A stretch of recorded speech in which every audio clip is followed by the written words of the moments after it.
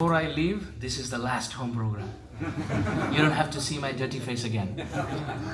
Just one Sunday feast class, a quick one, and then you're liberated.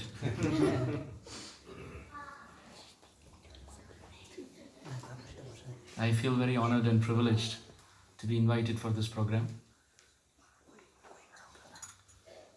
There are so many people in this world who are not privileged in many ways. There are people who are born deaf and dumb and blind. There are people who are physically challenged. There are people who are mentally challenged. There are people who are orphans. There are people who are homeless. There are people who are in debt and completely bankrupt. There are people who are fighting terminal health illnesses and diseases. And there are others who are losing their spouse in unfortunate accidents, losing even children in unforgettable and inconceivably unfortunate incidents.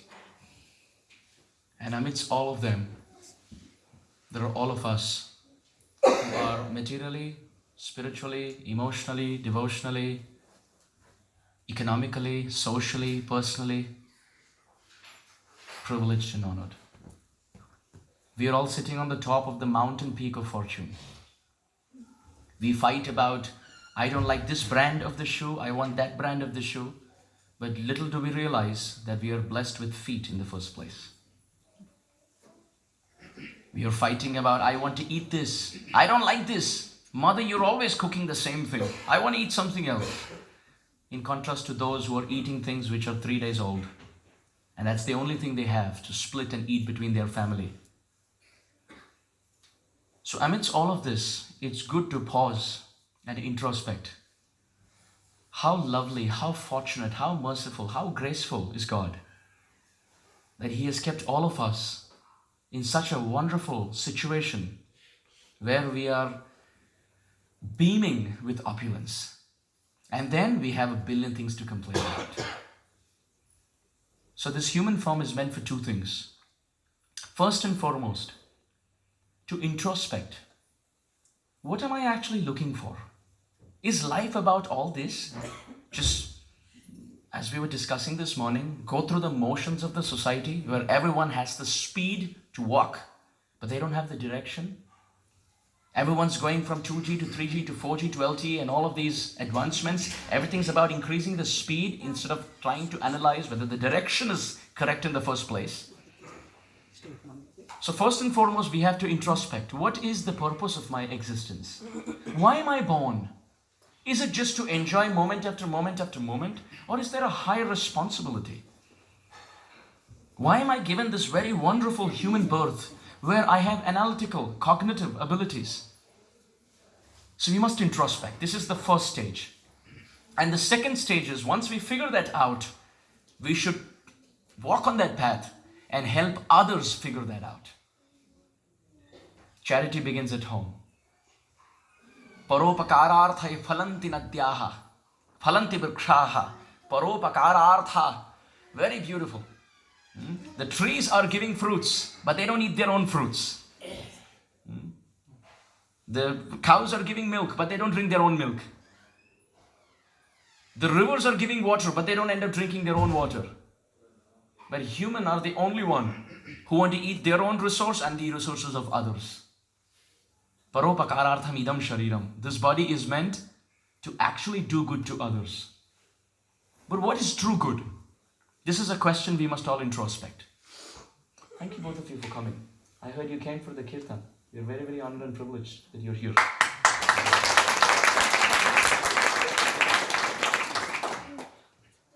What is actual good to society? This is something to be pondered upon. I want to give an interesting analogy in this point. Think about any big celebrity and think about his son. The son is born with a golden spoon in his mouth. He's born a multi-billionaire just at birth. People have a tough time earning that over generations. And he's just born with it. Imagine they go out in the public in a crowded place where everyone's, filled with people. Let's say they came to India or China, filled with like 7 billion people, 1.5 with India. World contributor. So imagine this celebrity along with this child comes to India and goes through all the different crowded places in India. Kindly move ahead so that devotees at the back have enough space to sit.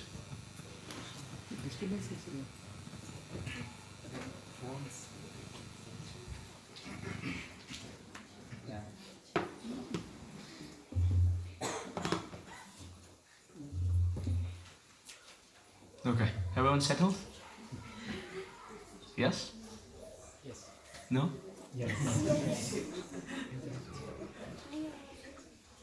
So imagine some international celebrity, a popular figure, along with his son goes to India. And they go through all the different crowded places in India, all the different streets. And unfortunately, because there are so many people there, the child and the father have lost connection. The father was holding the child, and the child was holding on to the father, but so many people around that accidentally they lost hands. And now the father is searching for his son. Where is he going to get him? And the son is searching for the father. And the son starts crying. He sits on the floor on the street, busy street, and starts crying. Imagine he's the son of some big sports celebrity. So he's sitting on the floor and crying, and one Indian comes to him and says, "Oh, little kid, you crying? Maybe you're hungry. I'll give you a nice tasty sandwich." The child may accept the sandwich, but he's not going to stop crying because he's crying for something higher. Another person comes in and says, "Oh, I know why you're crying. Probably it was hot in America. You're not used to. But now you're coming here and it's very cold. Maybe you're feeling very cold." He says, No, it gets colder in Chicago." He said, "Why are you crying? Is it because you're feeling very hot or very cold? If it's very cold, I'll give you a shawl. And if it's very hot, I can give you an air conditioner." He may fit an air conditioner or give him a shawl or whatever. The child may accept that service, but he's not going to stop crying. The third person comes in and says, "Oh, I know why you're crying. You have jet lag."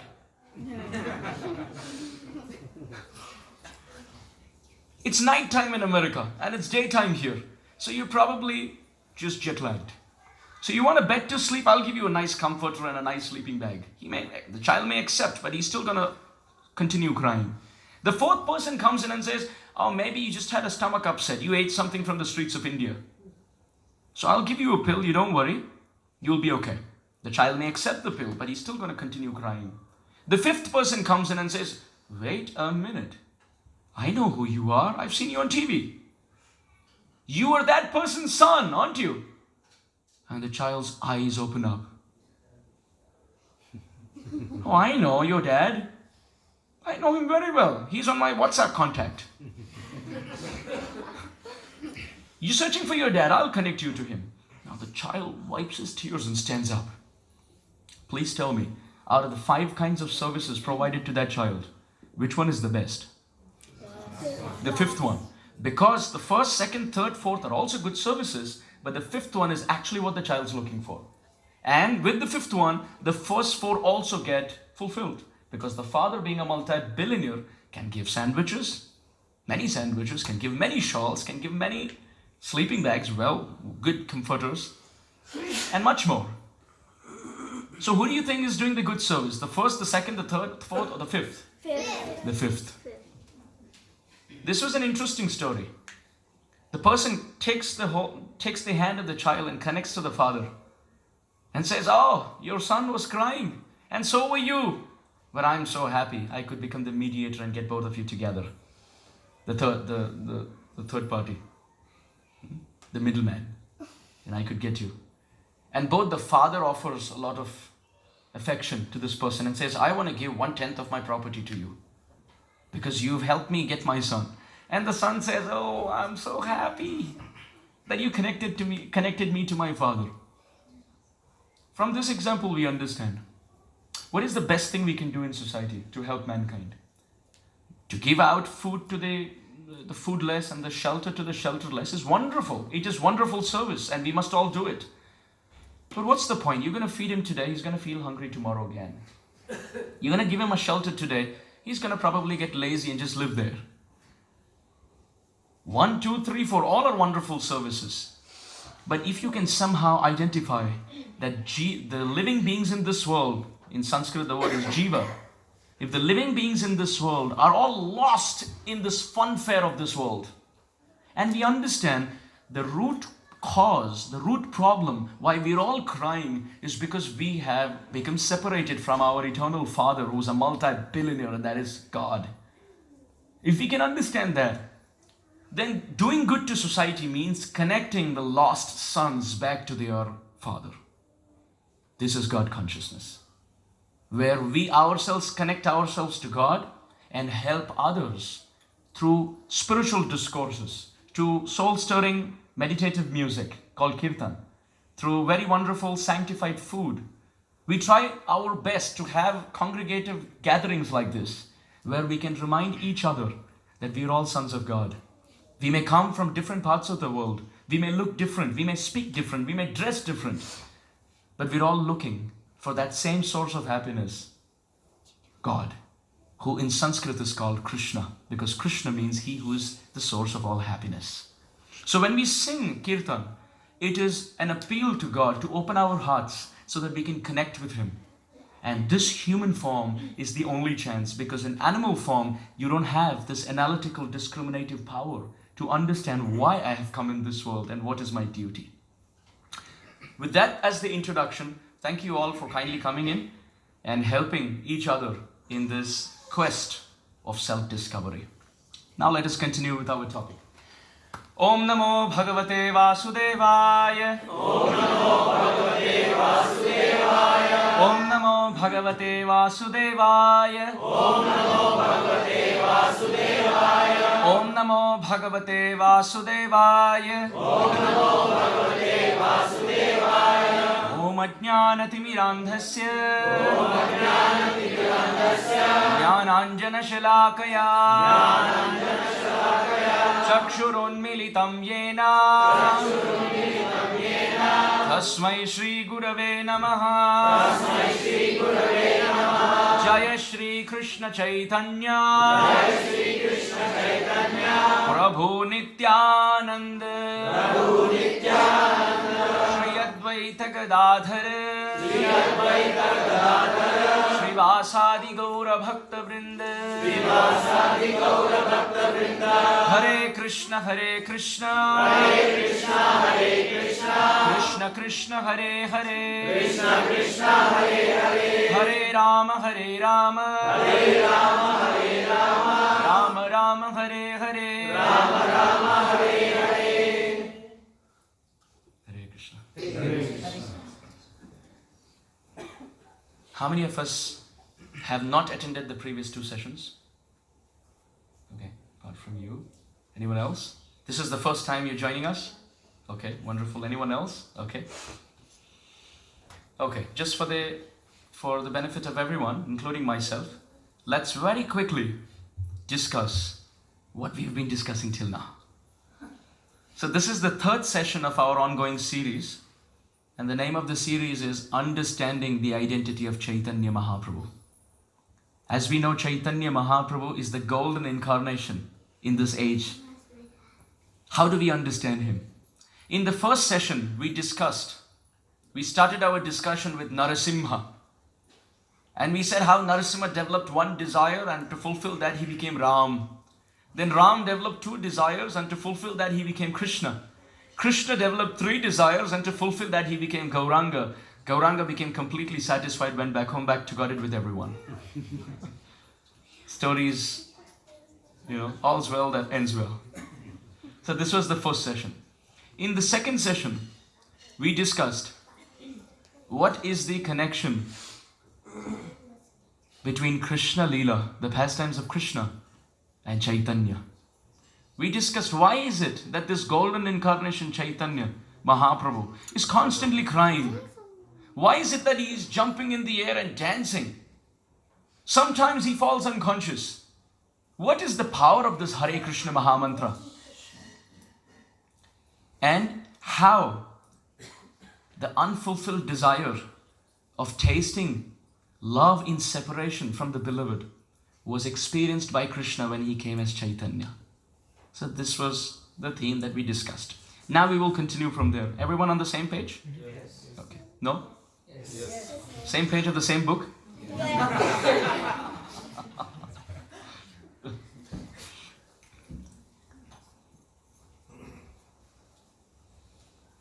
What is this Chaitanya Mahaprabhu? Who is this Chaitanya Mahaprabhu? Is it a twist that the Gaudiya Vaishnavas have given? Is it something that is not true, but the Gaudiya Vaishnavas have just concocted something, made a wonderful script to make his identity come true? Ram is very popular. Krishna is very popular. But if Chaitanya is actually the continuation of Krishna Lila, then why he is not so popular? Only one sect of believers, called as the Gaudiya Vaishnavas, they walk around with Chaitanya Mahaprabhu and say that, oh, he's Radha and Krishna. But where is the proof? Is it something that you're just shooting in thin air? It's something which is a mental speculation? Or is this having some strong scriptural evidence? So therefore, we begin today's session to cut through the garden, cut through the grass of all these doubts with the sword of scriptural evidence. So that you can keep all of that in your heart. And whenever a doubt comes, in comes doubt, doubt goes out.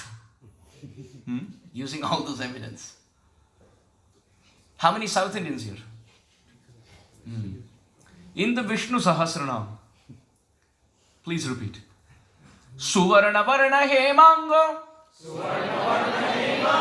Varangas Chandanangadi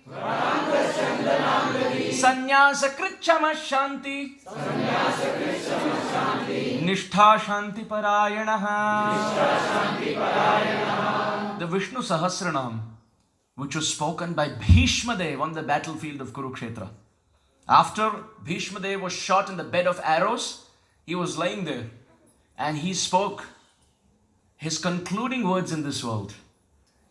Bhishma Dev was 25,000 times more powerful than Arjuna, Arjuna is considered to be the greatest hero in the battle. And Bhishma was 25,000 times more powerful than Arjuna. And when he shot in a bed of arrows with blood oozing from his body, Bhishma spoke many things, and one out of that was the identity of Chaitanya Mahaprabhu. Why would someone like Bhishma Dev, who's considered to be one of the 12 prominent truth-speaking authorities in the scripture called as the Mahajan, speak about Gauranga if it's a Gaudiya twist? He says Suvarna. Oh, Varna means complexion. Suvarna, oh, very beautiful complexion. Suvarna. But the word Suvarna also means golden. You see, Varna means complexion, Su means very good, Suvarna means very good complexion, but Suvarna also means golden. So Suvarna Varna Hemango. Oh, what is this beautiful, wonderful texture? How is his skin? Very smooth, very effulgent, lustrous, radiating, emanating beauty. And what is the complexion? Hema Anga. Hema means gold, and Anga means body, limbs. Suvarna Varna Hemango. And Varangas Chandanangadi. Vara means first class. Anga means limbs. Chandana means sandalwood pulp. So this very beautiful, wonderful, golden, effulgent, radiating complexion is smeared with very fragrant, aromatic sandalwood pulp. Varangas Chandanangadi. And Sannyasa Kritchama Shanti. Sannyasa Krit, which means he will take sannyas. So Bhishma Dev on his departure bed is foretelling what Krishna was going to do. Because Krishna is standing in front of Bhishma Dev. And Bhishma Dev is pointing to Krishna and saying, Suvarna Varna Hemango Varangas Chandanangadi. Oh, he who looks bluish black right now, very soon he's going to take a golden complexion and walk down again. And he will have sandalwood pulp. all over his body. Or another meaning, his body will be as fragrant as if smeared with sandalwood. And sannyasakrit, he will take sannyas. Kshama, he will be the embodiment of shanti, of forbearance, of forgiveness, of humility, of peace. And nishtha shanti parayana, and he will preach the path of eternal peace by chanting the holy names. Bhishma Dev. Another Mahajan, Prahlad Maharaj. You believe Prahlad Maharaj? You think he will speak lies? Let's say he speaks lies. Let us say, just playing the devil's advocate. Let's say Prahlad speaks lies. Even if he speaks lies, Shastra says, those who are less than 5 years old, even if they speak lies, it's actually invoked from the heart of Sri Krishna. Because what comes from the lips of a 5-year-old is Veda Vakya. Let's say even that is false. We're building a castle with formidable army. So let's say Prahlad is lying. Let's say 5-year-old, but still that statement is false. Can anyone lie in front of Narasimha Dev? Can anyone lie in front of Narayana, who's sleeping? Still you don't lie in front of him. You can't, because he is Satyasya yonim nihitam cha satye. He is the origin of all Satya. Satyam param dhimahi. And when he comes in his most ferocious form as Narasimha, and please note, this is not Shanta Narasimha. This is not Yoga Narasimha. This is not Lakshmi Narasimha. This is called Sthanu Narasimha, Jwala Narasimha, Ugra Narasimha, where he is ready to devour the whole creation. And Lord Shiva has to come and say, my Lord, the act of destruction is mine, not yours. You gave me the service to dance and destroy, but now you are making others dance. Please, my Lord, keep my service. So Narasimha Deva is roaring. Who can speak lies in front of him? Everyone is trembling, and Prahlad goes in front of him and speaks the truth. Canto 7, chapter 9, text 38, Srimad Bhagavatam. Prahlad Maharaj says, oh my Lord, you come in so many different incarnations. I have seen you sometimes appear as Matsya, or sometimes appear as Kurma, or sometimes appear as Varaha. Now you've appeared in this half-man, half-lion incarnation. But my Lord, I know for sure why you come. You come to destroy the demons, to protect the devotees, and restore scriptural and spiritual principles. But my Lord, I want to say something. In the last line he says, Channa kalau yada bhavat triguyota sattvam. Triyuga. My Lord, although you are coming in every incarnation, you are called Triyugi, which means you come in 3 yugas, Satya, Treta and Dwapar. Hey, wait a minute. You come also in Kali. But, Prahlad, okay, Bhagavatam. He says you come in 3 incarnations, in Satya, Treta and Dwapar. But there you come as Bhagavan. Therefore you call Triyugi. But in Kali Yuga, you don't come as Bhagavan. Channaha kalau yad abhavas triyugota sattvam. Oh my Lord, Channaha kalau. In the age of Kali Yuga, you hide yourself. And you come as a devotee. So although you come, the general populace know that you come only in 3 yugas. But I know you come in 4 yugas, where the 4th is a hidden incarnation. Now that's Prahlad. Let's say Prahlad is speaking false. Still, let's say in the first example, Bhishma is also speaking false. Third example. Everyone happy? Not happy? Let us absorb. These are arrows in our quiver. Third example. Garga Muni. Have all of us heard of Gargacharya or Garga Muni? He's the one who named Krishna, Krishna. The name that we are chanting, that name was given by Gargacharya. And it's interesting. Krishna and Balaram were born. And they had their name-giving ceremony. 2 little cute boys, Krishna and Balaram. Krishna is this dark-complexioned incarnation. Balaram is this fair-complexioned incarnation. Both of them are sitting on the lap of Nanda Baba, their father. And they're sitting in the cowshed because Gargacharya is coming to give them their names. Krishna looks at Balaram and he winks. And he says, how about playing some mischief? Balaram says, what do you mean? Krishna says, let's test how much this Gargacharya knows. We will test his scriptural knowledge. Balaram said, what does that mean? Krishna said, let's play a prank. You, Balaram, who is the son of Rohini, and I am the son of Yashoda. I will sit on the lap of Rohini, and you sit on the lap of Yashoda. And then we will see what Gargacharya does. He may naturally feel, oh, the child is sitting in the lap of the mother. Therefore, he may say, oh, Rohini, your son. Oh, Yashoda, your son. And the brothers can go. Huh? So they sat. Krishna sitting like a good boy in the lap of Mother Rohini. And the mothers don't know. Krishna went to Balaram's mother and said, oh, Maya, I want to sit on your lap. Rohini said, oh, please sit. Balaram went to Mother Yashoda and said, oh, Maya, I want to sit on your lap. Mother Yashoda got Balaram. So they have switched. And Gargacharya is walking in with his shastra and beads, chanting the holy name, a Brahmana. And he looks at the children. Nanda Maharaj says, oh, my two sons, please give them their names. Krishna and Balaram are looking. And the Bhagavatam describes, Gargacharya looked at Mother Yashoda's lap. Who was sitting? Balaram. And our Gargacharya said, Ayam hi Rohini putro. Oh, how is it Rohini's son is sitting on Yashoda's lap? Balaram looked like this. And he's looking at Krishna. I told you, it was all your fault. So imagine, the two beautiful, wonderful brothers, Krishna and Balaram, they tried to trick Gargacharya. But Gargacharya broke through their walls of pranks. So he knows everything. And when the name-giving ceremony was to be done, he named Balaram as Balaram. He said, oh, he is strength personified. And the word for strength in Sanskrit is Bala. And he is very, very attractive. He who attracts everyone through his strength.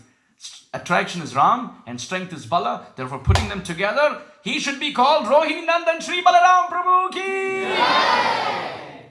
Now is the time for Yashoda Nandan. He has so many names. What name to give him?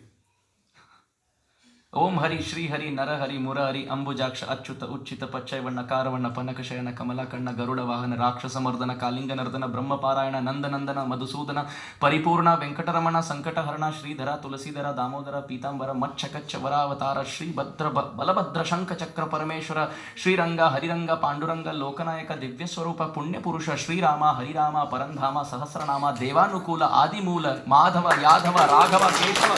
How many names? What name to give him? What name to give him? So Gargacharya looked and said, oh, he should be named as the most attractive, all attractive, most captivating, beautiful baby in this creation. And Krish means opulence. And Na means sweetness. And he who's the supreme synthesis of greatness and sweetness put together.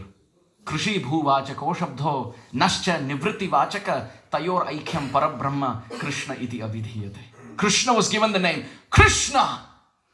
Krishna. But Gargacharya named him Krishna, but said something else also. He said, please repeat, Shukla Rakta Tatha Pita Idanim Krishna Tam Gataha. Canto 10 Bhagavatam. Name-giving ceremony is going on. Why am I saying this? Because Gargacharya is saying, oh Nanda Maharaj, you are so fortunate.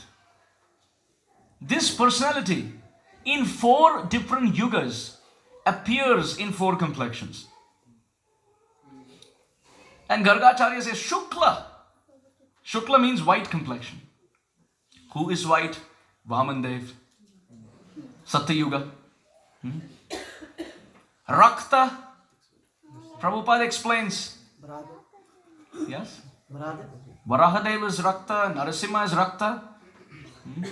But at the same time, it is described that Ramachandra, who appeared in the color of durva grass in this kalpa, in the previous kalpa, Ramachandra appeared with a reddish tinge. So Prabhupada explains actually that Rakta here refers to Ram of Treta. So Shukla means white, refers to Satyuga. Rakta means red, refers to Ram in Treta Yuga. Idanim Krishnatam Gataha, bluish black now in Dwapar. So one complexion left and one age left. By the law of remainder theory, there's one age, Satya done, Treta done, Dwapar done, Kali is left, and one complexion left. Is everyone paying attention? Yes. So Shukla means white, refers to Satya Yuga, Vamandev.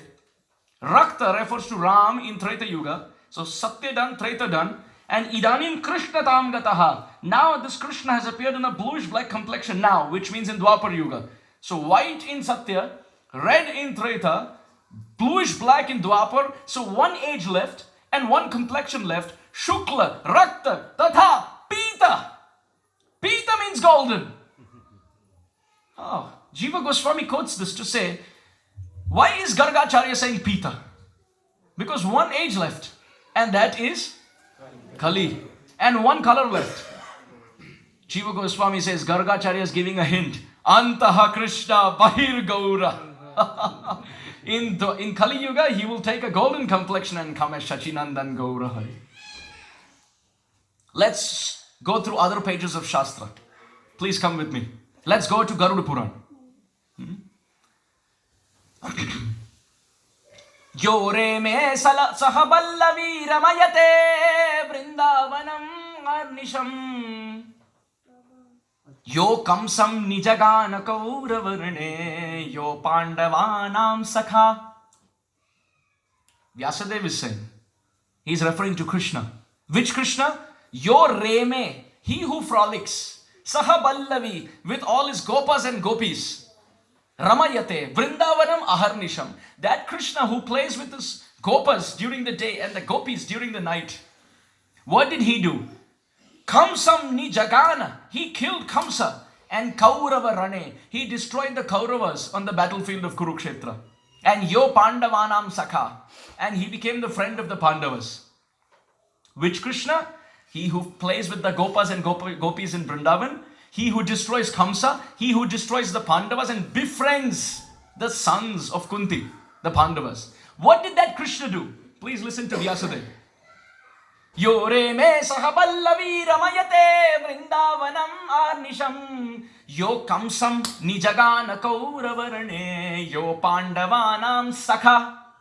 Soyam Vaishnava danda mandita bhuja sanyasavesha swayam nihi sandeham upagata kshititale chaitanya rupa prabho. Vyasadeva. Shri Krishna Dvaipayana Vyasa is saying that same Krishna in the age of Kali Yuga, he takes sannyas. He shaves his hair. He shaves his head. Comes as a Vaishnava, sannyasi, with a danda in his hand. We may have doubts. He says, Nihi sandeham. Oh, please don't doubt. Vyasadeva is saying. Upagata, he is appearing on the surface of Mother Earth. Kshititale Chaitanya Rupa Prabhu. By the name Chaitanya and by a form which is completely Krishna conscious. Garuda Puran. Now please come to other places like the Matsya Puran. You want to hear? Yes. The Matsya Puran describes Krishna is speaking what he will do in Kali Yuga. Please repeat. Kalau prathama sandhyayam bhavishyami shachi suta daru brahma samipastha sannyasi gaura vigraha.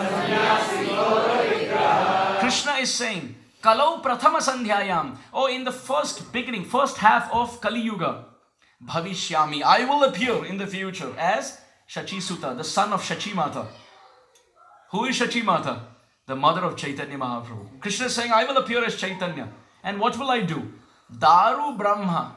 Who is Daru Brahma? Jagannath. Daru means wood and Brahman means Bhagavan. Oh, God appearing in the form of wood is called Jagannath. Jai Jagannath, Jai Jagannath, Jai Jagannath, Swami Jai Jagannath.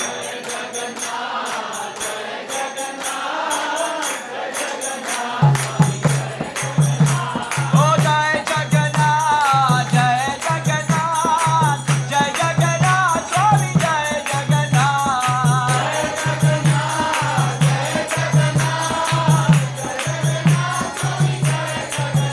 Oh, Jai Baladeva, Jai Subhadra, Jai Baladeva, Jai Subhadra.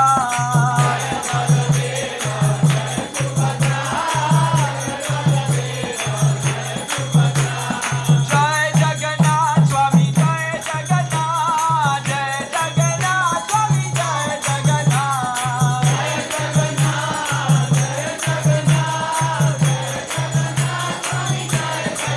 Oh, Jaya Jagannatha, Jaya Jagannatha, Jagannatha, Jaya Jagannatha.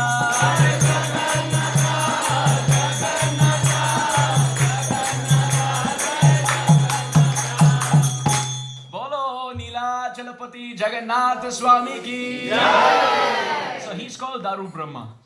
So Krishna is saying, Kalo Pratama Sandhyayam, in the first half of Kali Yuga, Bhavishyami Shachi Suta, I will come as the son of Shachi Mata. And what will I do? Daru Brahma, Jagannath, Samipa. What does Samipa mean? Close, near. Stha, the word stha means situated. I will situate myself close to Jagannath, which means Chaitanya Mahaprabhu will live 18 years in Jagannath Puri after sannyas. And sannyasi, Gaura Vigraha. I will appear in a golden form and I will take sannyas. Someone will say, that's all okay, you're quoting from Vyasadev, Garud Puran, this and that. But you only say that of all the Puranas, Srimad Bhagavatam is highest. Where is the Praman? Oh. Srimad Bhagavatam. Please come to the pages of Srimad Bhagavatam. Canto 11, chapter 5, text 32, 33, 34. It is described. Please repeat. Krishna Varnam Tvisha Krishnam Sangopangastra Parshadam Yajnai Sankirtanai Prayaihi Yajantihi Sumedhasaha Dheyam Sada Paribhavagnamabhishtadoham Tirthaspadam Shiva Virinchinutam Sharanyam Bhrityartiham Pranatapala Bhavabdipotam Vande Mahapurushate Charanarvindam Tyaktva Sudustyaja Surepsitarajya Lakshmim Dharmishtha Aryavachasa Yadagadharanyam Mayamrigam Daitayevsitamanvadhavat Vande Mahapurushate Charanarvindam. Shukadev Goswami is speaking and saying, oh, Shachinandan Gaura Hari is going to appear in Kali Yuga. And please worship him. So in this way, there are so many different Shastras. So many places. There is an Upanishad called as the Chaitanya Upanishad, composed by Vyasadev. The whole book is on Chaitanya Mahaprabhu. So in this way, we should have complete faith that the personality that we are worshipping is actually the continuation of Radha and Krishna. Shri Shachinandan Gaura Hari ki! Now, we will continue our story.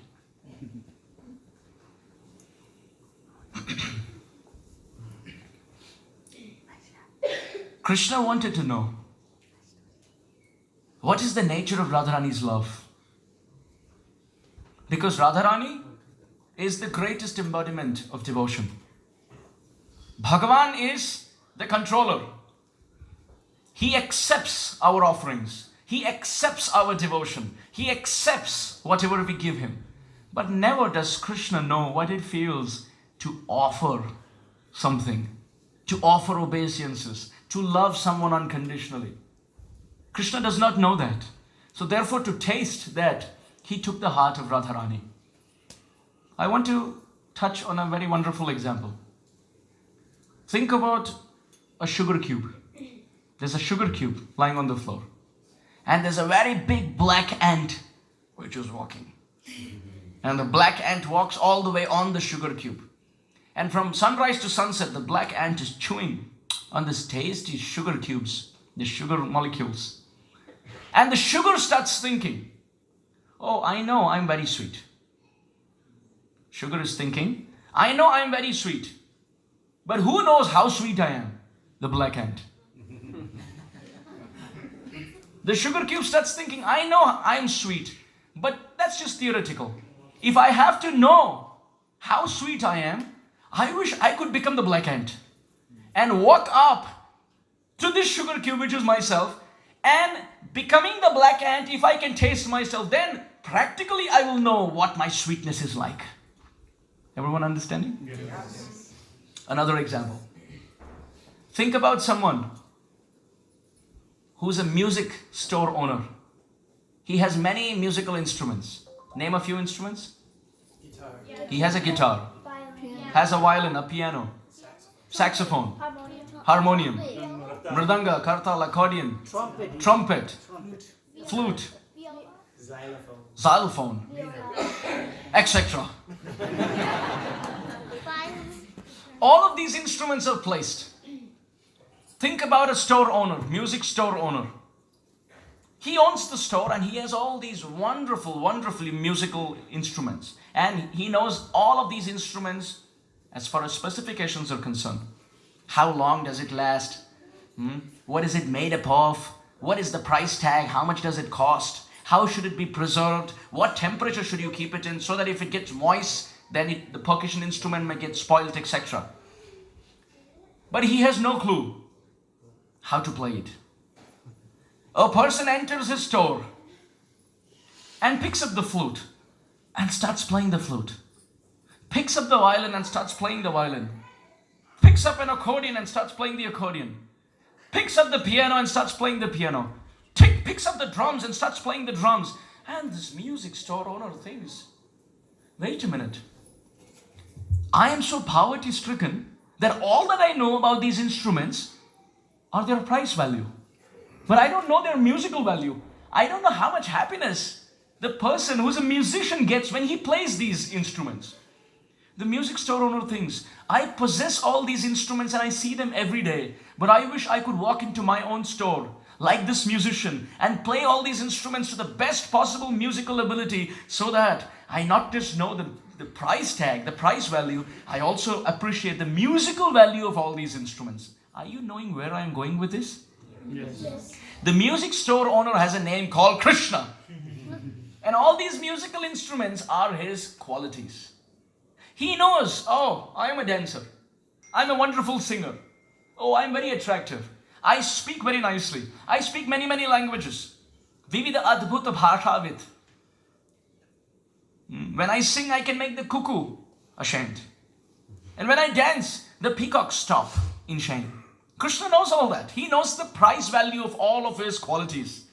But Krishna is thinking, I wish I had the musical ability, which means I had the devotional depth in my heart that I could enter my own store, my personality, and play all these instruments, which means taste my own qualities from that side of the story, so that I understand myself better from the eyes of someone who loves me. In the example of the sugar and the ant, Krishna is the sugar.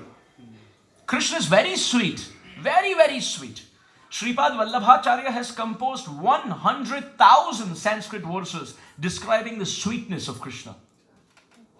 100,000, and there's no redundancy. Completely distinct. And Vallabhacharya sings, oh, Krishna's lips are very sweet. They are like freshly cut crimson red bimba fruit. It's like somebody has sliced a piece of a reddish fruit and placed here. And Vallabhacharya looks at Krishna's lips and he says, Adharam madhuram. Oh, these lips are so sweet. Then as he's looking at the lips, he looks at the face where the lips are placed. Vadanam madhuram. But when you look at the face, you can't stop yourself but look at the beautiful eyes. Nayanam madhuram. But when someone's looking at Krishna so intensely, Krishna smiles. Hasitam madhuram. But when he's smiling, Vallabhacharya says, hey, it's not that you're just externally beautiful. Even internally, you're very beautiful. Hridayam madhuram. Krishna feels very shy and he starts walking around. Krishna, where are you going? Even you walking is very sweet. Gamanam madhuram. Krishna, what can I tell you? Everything about you. In fact, you're a fruit basket yourself. Filled with sweet fruits. Your eyes are like fruits. Your nose is like a fruit. Your lips are like fruit. In fact, you're like a fruit basket filled with sweet fruits. Krishna, you're like a flower basket, as if every aspect of your body are flowers. Krishna, looking at your nails, the fingertips and the toe tips, I feel you're actually a basket of diamonds. Vallabhacharya sings, Madhuram means sweet. He says, Madhura adhipater akhilam madhuram. What can I say, Krishna? I can't go on counting. Your hair is sweet, your nose is sweet, your lips are sweet. Actually, everything is super sweet.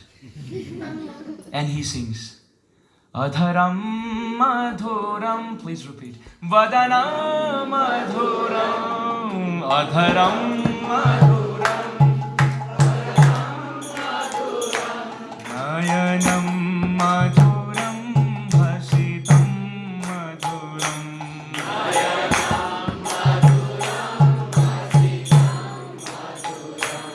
Hridayam madhuram. Gamanam madhuram.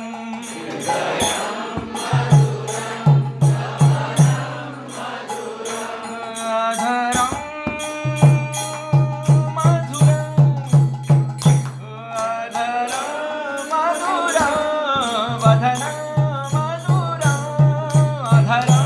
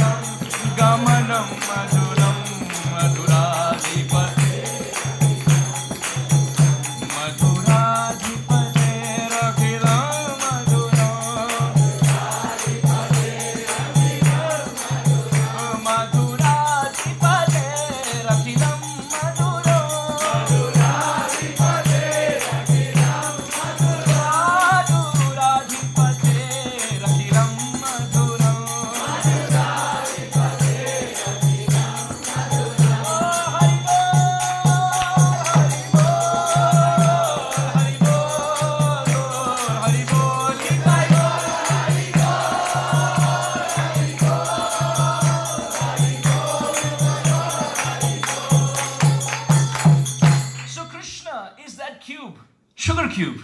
Very sweet. Madhuram madhuram vapurasya vibho. Madhuram madhuram vadanam madhuram. Madhugandhi mridhu smitame tadaho. Madhuram madhuram madhuram madhuram. Bilva Mangala Thakur, who was netrahin, without eyes, he said, Krishna, sweetness of this world, one madhuram. Things of this world, one madhuram. But your body, madhuram, madhuram, vapurasya vibho. Your body, two madhurams. But your face, madhuram, madhuram, vadanam, madhuram. Three. But oh Krishna, please don't smile.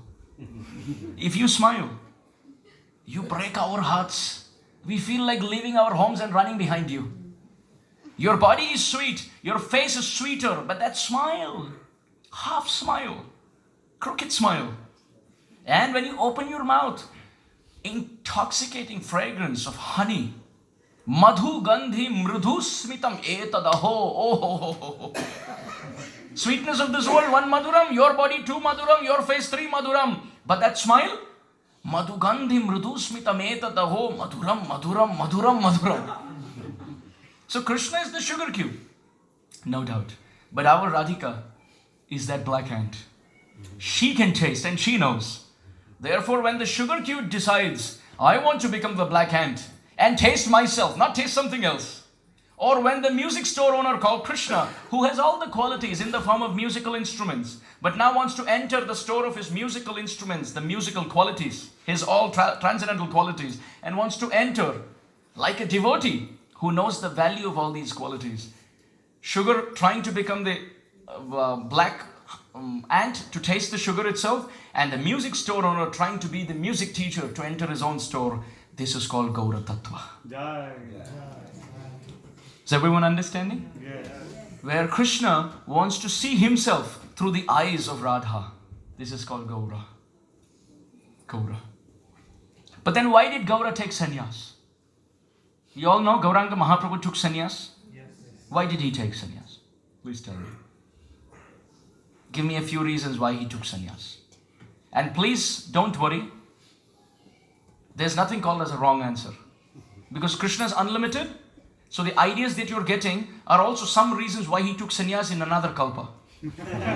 So you're correct. So that the devotees can take serious and take the instructions carefully. Yes. He wanted to take sannyas because when someone with saffron cloth enters, immediately we become very reverential because he's a renounced person in this world. So that people take his message seriously, he took sannyas. Same reason why Prabhupada took sannyas. Any other reason why? Bhishma Dev predicted that. Bhishma Dev predicted. So he wanted to run the script that Bhishma Dev said. Very nice. What else? To stay near Daru Brahma. To stay near Daru Brahma. Okay. But he could have moved his house and come with Chachi Mata and Vishnu Priya Devi. Let's all go to Jagannath Puri and never return. But why did he take sannyas? He was so young, so that other people will listen. He was so young, otherwise they would not listen to him. Yes, as Mataji said. What else? Yes, Prabhu. Well, to define what is the best way in an environment that you can completely taste the sweetness of Krishna? Yes, to taste Krishna Bhakti with no attachment in this world. But our Srila Gaura Govinda Maharaj, whose disappearance day we celebrated day before yesterday, on the appearance of Bhakti Siddhanta Saraswati Thakur, our beloved Gaura Govinda Maharaj left this world. Srila Gaura Govinda Maharaj said and described a very beautiful reason connecting Krishna Lila and Gaura Lila, why Gauranga Mahaprabhu took sannyas. Do we want to know? Yes. He said, when Krishna met the gopis of Vrindavan, in Vrindavan, he told the gopis, Na parayeham niravadhya samyujam swasadu krityam vibudayushapi vaha yama bhajan durjarageha shrinkhalam samvrichayat tat pratiyatu sadhuna. Canto 10, chapter 32, text 22, Bhagavatam. Krishna told. Krishna never starts a verse with na. He's very positive all the time. Very optimistic. And na means negative. Krishna never begins a verse with no. He will always, even if he has to say a no, he will say, oh, it is very difficult. It is next to impossible. But he will never say it's not possible. But when he speaks to the gopis of Vrindavan, Krishna says, Na paraye aham niravadhya samyujam. Oh gopis, I have nothing to give you. There's absolutely nothing that I have in my possession to give you. Why? Why? Because I very proudly promised in the Bhagavad Gita, Ye yatamam prapadyante tam stataiva bhajamyaham mama vartmanu vartante manushaha partha sarvashaha. Chapter 4, text 11 Gita. That the devotee may come to me with any mood and any intensity, I as God can reciprocate. When the gopis of Vrindavan left their homes, left their husbands, left their children, left their parents, left their duties, left the food, left everything to come in the middle of the night for Krishna. 5,000 years ago, imagine if a lady leaves her home without telling the family where she's going in the middle of the night, she's not accepted back. Very conservative society. And after marriage, she can return back to her father's home because now she belongs to the husband's family. And if she goes in the middle of the night, the husband's family will also close the door, which means she goes homeless. And not just that, in the whole of society, everyone will criticize, oh, you ran in the middle of the night leaving your home. But why did they leave? They left for a higher cause.